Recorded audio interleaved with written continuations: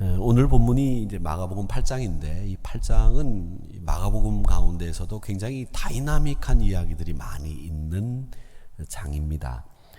제일 처음 이제 8장의 시작이 예수님이 4,000명에게 축사를 하시고 떡과 물고기를 통해서 배불리 먹을 수 있도록 해주신다는 이야기가 제일 처음에 나오고요.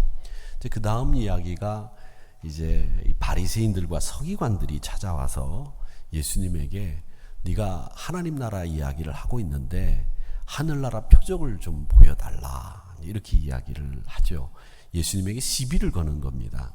그러니까 이제 예수님이 제자들과 모인 무리들에게 야, 이 바리새인들과 이 서기관들의 누룩을 조심해라. 그 누룩이라고 하는 말은 교훈이라고 하는 말입니다. 그래서 이 누룩을 조심해야 된다 이렇게 얘기를 하셨고, 그 다음에 이제 22절에 가보면 이제 벳세다라고 하는 곳으로 옮겨가셔서 그곳에서 예수님이 눈먼 사람을 고치십니다. 그리고 이제 이어서 어떤 이야기가 나오느냐면 그 유명한 마태복음 16장에 있는 이야기죠. 베드로의 신앙 고백, 주는 그리스도시요 살아계신 하나님의 아들이십니다 라고 하는 그 마태복음 16장 16절에 나오는 신앙 고백을 베드로 사도가 이 마가복음서에서는 8장에서 하게 됩니다. 이제 그리고 난 뒤에 오늘 본문이 이제 등장을 하는 거죠. 이 오늘 본문을 우리가 별명을 붙여 놓았는데 이 별명을 뭐라고 하느냐면 제자도에 관련된 말씀이다 해서 제자도에 관련된 말씀, 그래서 별명이 제자도라고 그렇게 되어 있습니다. 근데 이 말씀은 제자로서 삶을 어떻게 살아야 되느냐라고 하는 것에 대해서 묵상할 때마다 읽어야 되는 말씀이지요. 근데 제자도에 관련된 말씀들이 참 많이 성경에 있지만 그 가운데서 오늘 제자가 되기 위한 두 가지 선결 조건을 말씀하시고 있는데, 하나가 뭐냐면 자기 부인, 그리고 또 하나가 자기 십자가를 짊어짐이라고 하는 이 두 가지가 선행되어야 된다는 것을 말씀하시고 있습니다. 그래서 예수님은 자기를 따르는 제자들에게 두 가지, 자기를 부인해라, 자기 십자가를 짊어져라 이렇게 이야기를 하시고 있습니다. 그런데 이 말씀이 우리가 가장 하기 힘든 일입니다. 우리가 예수 믿고 예수님을 따른다 하지만 이 자기를 부인하고 자기 십자가를 짊어지는 일은 어쩌면 우리가 원하는 일이 아닐 수도 있다라는 생각을 가끔 해봅니다. 우리가 예수님을 믿고 따르면서 우리의 생의 행복, 평안, 우리 생이 원하는 어떤 일을 성취하는 일, 이런 것 때문에 예수님을 따라가는 경우들도 있고요. 또 때에 따라서는 그것 때문에 예수님을 만난 분들도 있습니다. 어떤 분들은 계속 그 자리에 머물러 있으면서 자기 일의 성취를 기도하고 자기가 기뻐하고 행복하기를 원하는 그런 신앙의 자리에서 떠나지를 않고 그냥 신앙 성장 없이 발전 없이 답보 상태 속에서 그냥 빠져 있는 분들이 간혹 계십니다. 반면에 어떤 분들은 신앙의 성장을 이루어서 개인적인 행복, 평안보다는 주님이 기뻐하시는 일, 인류 구원, 하나님 나라 성취, 이런 것을 위해서 삶의 방향을 바꾼 분들도 계십니다. 이런 분들이 바람직한 신앙의 성장을 이룬 분들이죠. 근데 문제는 이렇게 되기까지가 상당히 힘들고 어렵다는 겁니다. 왜냐하면 내가 추구하고 있는 행복, 내가 추구하고 있는 기쁨, 내가 추구하고 있는 일의 성취, 이걸 포기하기가 여간 어려운 게 아니라는 거죠. 신앙생활 하면서 이런 것을 포기하면서 자기를 부인해라, 자기 십자가를 짊어져라, 이 이야기가 우리는 쉽게 이야기하지만 사실은 너무 어려운 얘기라는 거죠. 지난 주간에 서울신학대학교 대학원 여름수련회가 있었습니다. 개회 예배 설교를 부탁받아서 다녀왔는데 그 자리에서 대학원장님이신 교수님이 우리 교단의 최초 신사참배를 거부하시다가 순교당하신 박봉진 목사님이 계신데 그 목사님의 이름을 딴 학술제, 봉진 학술제를 만들자, 이런 계획을 저에게 말씀을 하셨습니다. 이렇게 저에게 얘기하신 이유는 이제 하나는 요즘 이 대학원생들이나 학자들이 학술제를 통해서 이 학문의 정보를 공유하고 발전을 도모하는 일이 굉장히 어려워요. 특히 인문학이나 신학은 이 기업이나 다른 곳에서 후원을 해주지가 않기 때문에 교회가 아니면 이 학술제를 운영하기가 어렵습니다. 후원받기가 하늘의 별 따기죠. 그래서 후원보다는 이 학술제가 지속적으로 운영되기 위한 방안을 연구해보자, 이런 얘기를 하신 겁니다. 교회들이 앞장서야 된다는 얘기였고요. 그래서 제가 목회하고 있는 목사기 때문에 저한테 얘기를 하신 것 같고, 또 하나는 이 봉진 학술제라고 하는 얘기를 하시는 이유가 또 하나 있는데, 그게 뭐냐면 전에 제가 목회하던 교회가 장로님들이 계셨는데 두 분 장로님이 박봉진 목사님의 아드님 장로님들이 계셨습니다. 두 분이 계셨는데 그 기독교 방송에 많이 나오는 유명한 탤런트 정모 권사님 탤런트이시죠. 그분이 그 큰아드님 박봉진 목사님의 큰아드님의 며느리입니다. 그러니까 그 모 권사님 탤런트이신 그 권사님은 박봉진 목사님의 손주 며느리다, 이렇게 보시면 됩니다. 근데 그 가운데 큰아드님은 이제 미국에서 돌아가셨고요. 또 다른 이제 둘째 아드님이 계신데 장로님이셨는데 이분이 아주 성격이 솔직담백하시고 아주 직선적인 성격을 가지신 분이십니다. 아버님 박봉진 목사님의 그 책도 이분이 출간을 하셨고, 또 이분이 이 박봉진 목사님 추도 예배를 8월 15일 날 드리는데 매년 그때마다 당신이 다 준비를 하시고 추도 예배를 드릴 수 있도록 했던 분입니다. 이 박봉진 목사님이 순교를 하시고 난 뒤에 세운 박봉진 목사님 순교 기념교회가 도남동 교회입니다. 그 도남동 교회가 세워질 때에 박봉진 목사님 순교 기념으로 세웠다고 하는 도남동 교회 표직 초석이죠. 그걸 제가 가지고 있었는데 교단 총회본부에 갖다가 드려서 지금 기념관에 그게 있습니다. 근데 이 박봉진 목사님의 이야기를 어릴 때, 당신이 장로님이 어릴 때 박봉진 목사님 아버님 이야기를 저한테 하시는 거예요. 그 얘기가 뭐냐면, 이 감리교와 우리 성결교회는 예전에, 요즘은 이제 담임 목사를 청빙할 때 교인들이 이제 청빙을 하지만 예전에는 감리교처럼 감독제여서 담임 목사를 교단에서 파송했었습니다. 근데 이 박봉진 목사님이 당시에 철원교회로 파송을 받으셨어요. 근데 그 철원교회가 이 철원 장로교회가 있었는데 그 목사님이 신사참배를 거부하시다가 돌아가셨어요. 그 경찰서, 철원 쪽에 있는 경찰서가 일제시대 때는 신사참배를 굉장히 강요하던 곳이었기 때문에 철원교회 담임 목사로 간다라는 말은 곧 순교당할 수 있다, 이 가능성이 크다라는 걸 이 박봉진 목사님이 아셨다는 거죠.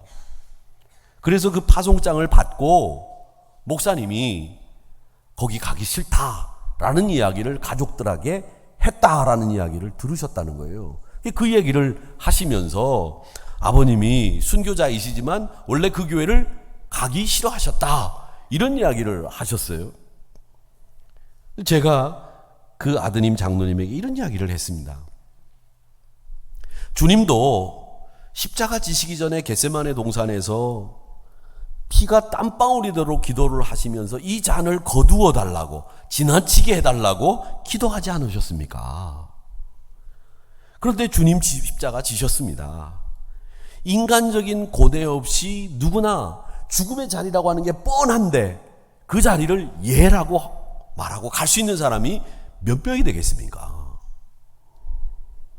주님도 말씀하실 때 포도원 가서 농사 지어라 그러니까 형은 예 가겠습니다 그래 놓고 안 가고, 동생은 못 갑니다 그래 놓고 나중에 간 그 동생의 이야기를 하시면서 간 동생이 진짜 아버지의 말을 순종하는 것 아니냐, 이런 이야기를 하시지 않았습니까? 목사님이 인간적인 고뇌 없이 죽음 앞에서 어떻게 선뜻 가실 수 있다고 얘기했겠습니까? 그런 고뇌를 이야기하신 겁니다. 그러니 우리 교단의 최초의 순교자로서 마땅하십니다 라는 이야기를 제가 했던 기억이 납니다. 여러분, 그렇습니다. 순교를 하신 목사님들도 이 죽음 앞에서 고민 없이 그 자리를 그냥 갈 수 있는 사람은 아무도 없다는 거예요.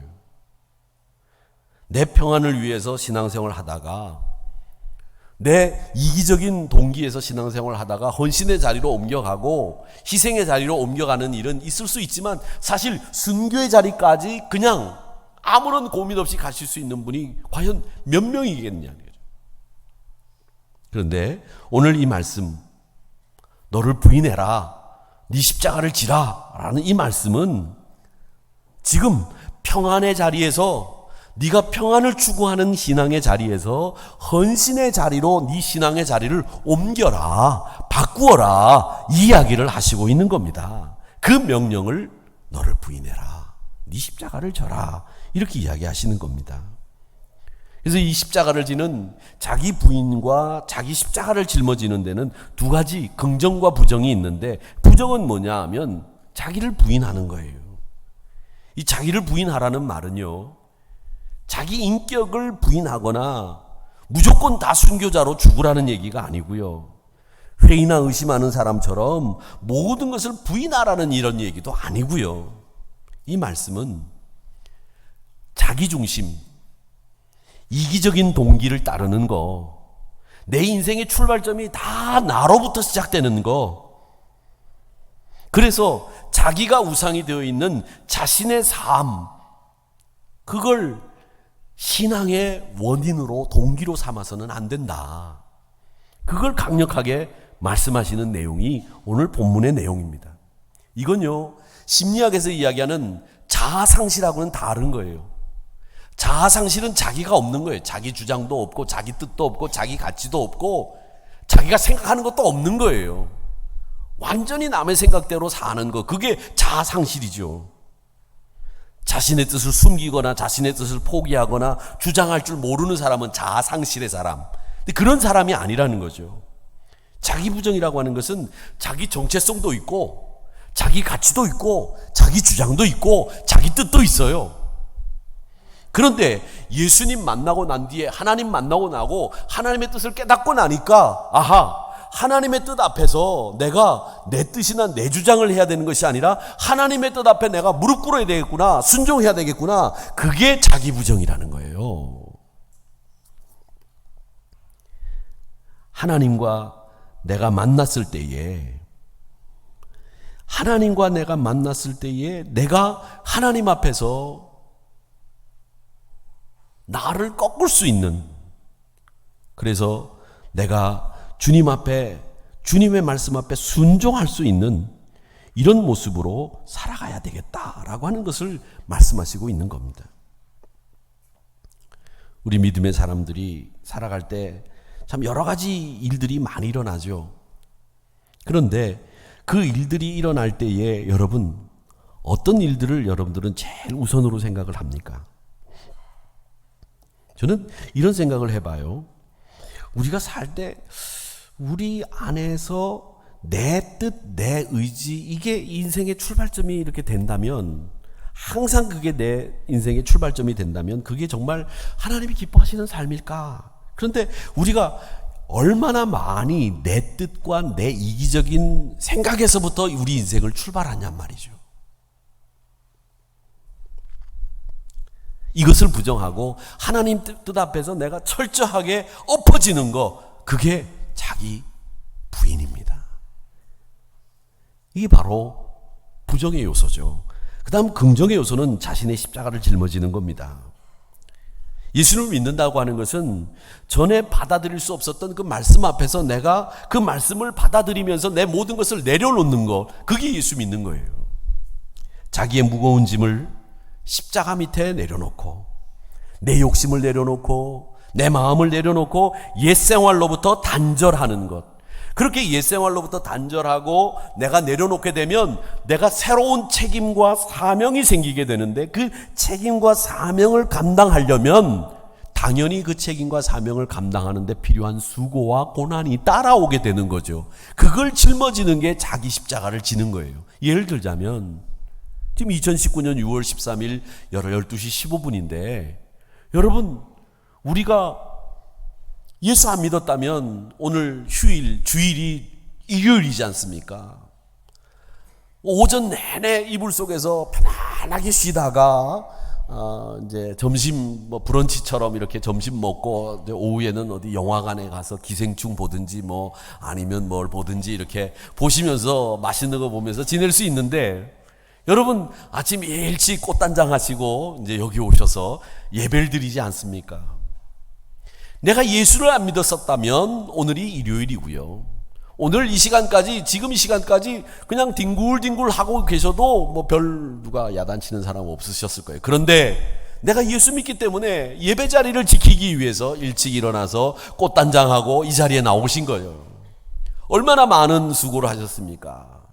화장도 해야 되고요, 머리도 감아야 되고요, 드라이도 해야 되고요, 연지도 찍어야 되고요, 넥타이도 매야 되고요. 그게 다 수고죠. 예배 자리 나오기 위한 수고. 그것도 십자가 지는 거라는 거예요. 왜? 내가 책임과 사명을 완수하기 위해서 내가 겪는 수고로움, 내가 겪는 고난, 내가 예수 믿기 때문에 우리 가족들로부터 비난받을 수 있는 거, 또 예수 믿는다는 것 때문에 내가 제사를 드리지 않고 수도 예배를 드린다는 것 때문에 내가 예수 믿는 사람으로서 책임 있게 소명 있게 살려고 하는 것 때문에 겪는 많은 것들, 이런 것들이 다 십자가 지는 거라는 거죠. 새로운 세계에 들어왔기 때문에 여러분들이 겪게 되는 고난, 순환, 이게 십자가 지는 거예요. 그걸 짊어지고 기꺼이 내가 받아들이겠다고 하는 자세, 그걸 긍정의 요소로 보는 겁니다. 그러니까 부정의 요소는 하나님의 뜻 앞에서 내 뜻을 굴복시킬 수 있는 부정의 요소, 자아 부인, 자기 부인. 그리고 새로운 책임과 사명 앞에서 내가 수고와 고난도 감내하겠습니다, 이게 자기 십자가를 짊어지는 긍정, 이것이 제자도의 핵심이라는 거예요. 독일의 신학자 율겐 몰트만이라고 하는 분이 계십니다.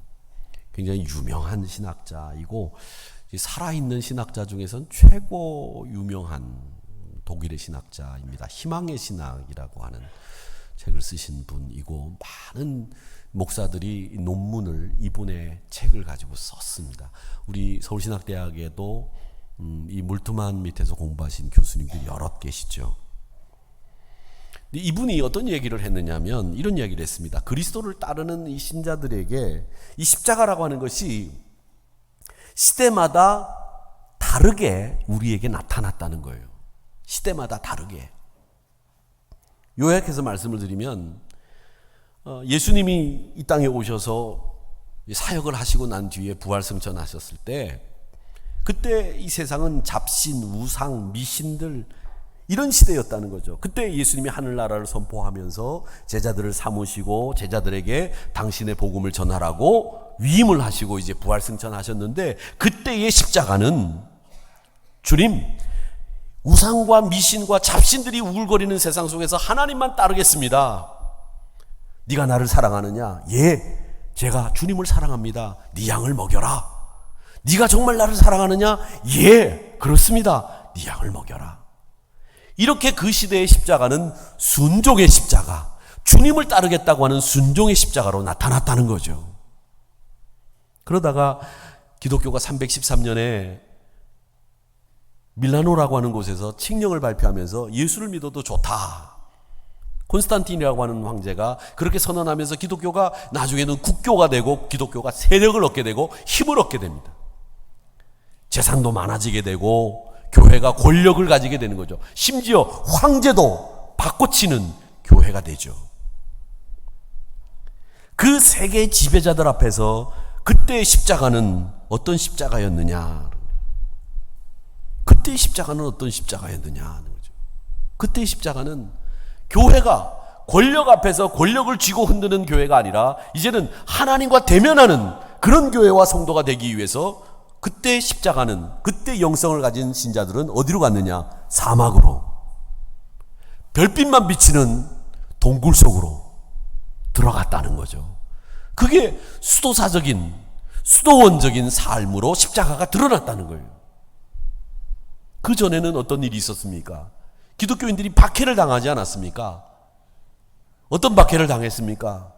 예수 믿는다 그러면 십자가에 못 박아가지고 조명처럼 썼고요, 예수 믿는 사람을 소에다가 창을 꼽아가지고 사자로 사냥하게 만들어서 죽이는 일까지 하지 않았습니까? 십자가에 거꾸로 매달아서 죽이기도 하지 않았습니까? 그때의 십자가는 순교의 십자가로 우리에게 나타났다는 거죠. 순교의 십자가. 수도원의 십자가로 나타나고 영성의 십자가로 나타났다는 거죠.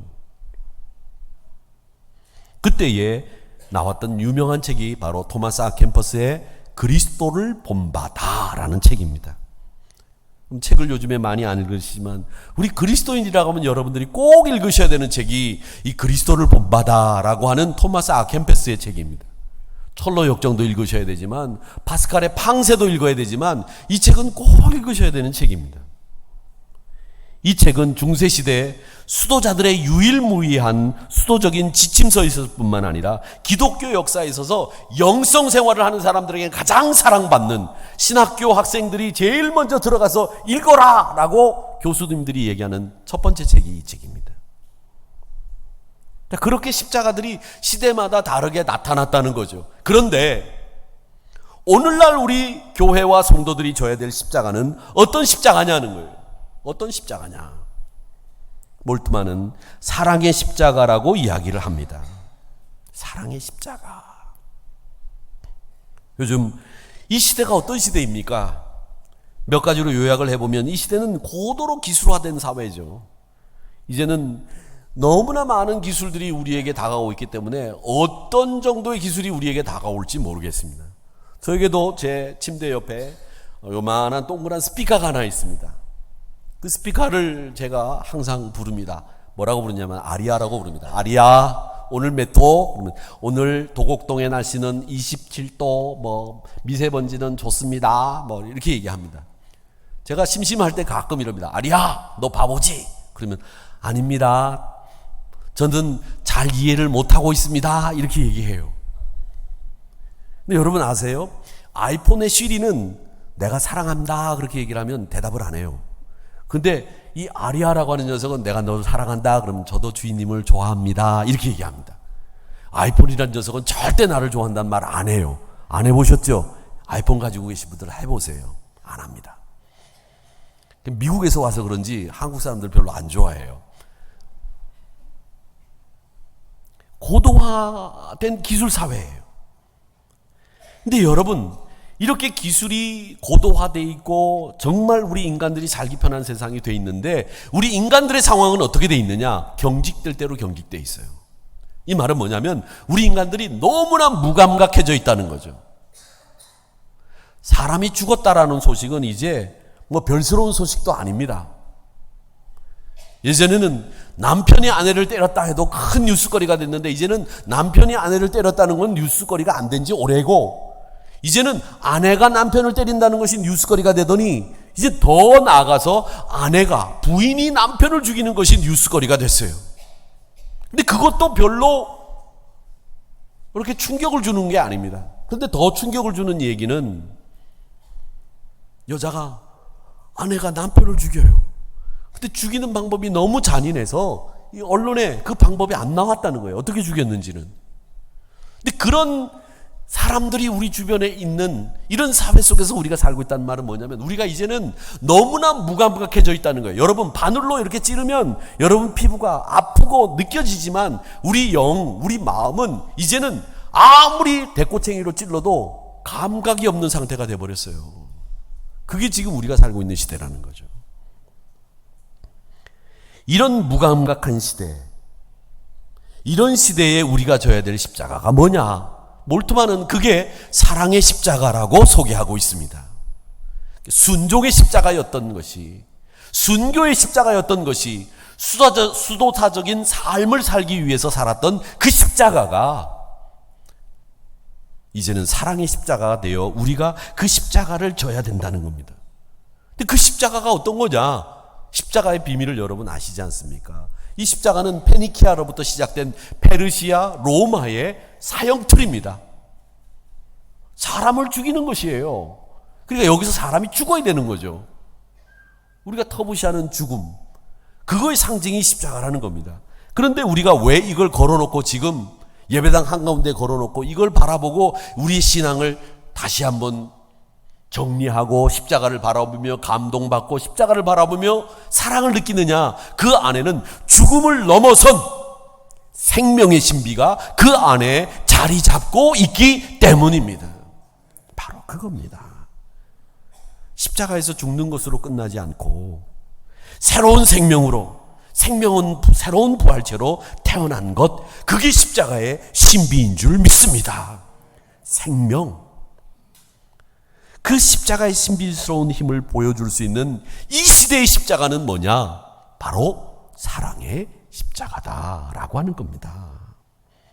교회가 세상의 유명한 사람들, 화려한 교회 건물을, 조직을 과시하는 게 아니라 이 교회가 진짜 이 시대의 교회가 해야 될 일이 뭐냐 하면 바로 이 사랑의 십자가, 죽음을 넘어선 생명의 신비를 가지고 있는 사랑의 십자가를 보여줄 수 있는 일, 이게 우리가 해야 될 일이라는 겁니다. 그게 바로 자기 십자가를 짊어지라고 하는 부름입니다. 사업을 하시는 분들은 그 사업의 현장에서, 교육하시는 분들은 강단에서, 정치하시는 분들은 국회에서, 금융에 종사하시는 분들은 그 자리에서, 여러분들의 삶의 현장에서 우리가 져야 될 십자가, 죽음을 넘어선 생명의 신비를 가지고 있는 그 사랑의 십자가를 무감각해진 세상, 그 세상을 향해서 보여줘야 된다는 거죠. 근데 그 무감각해진 이유가 뭔지 아세요? 왜 우리가 무감각해지는 줄 아십니까? 제일 큰 이유는 우리 사람들 전체가 다 똑같은 생각을 하고 있어요. 2019년 6월 대한민국 사람들이 공통적으로 느끼고 있는 생각 하나, 그게 뭐냐? 외롭다는 생각입니다. 나는 외롭다. 외롭다는 생각을 안 하는 분이 아무도 없다는 거예요. 다 외롭다고 생각하는 거죠. 그 외롭다고 생각하면서 사는 그분들이 심령이 무감각해진 거예요.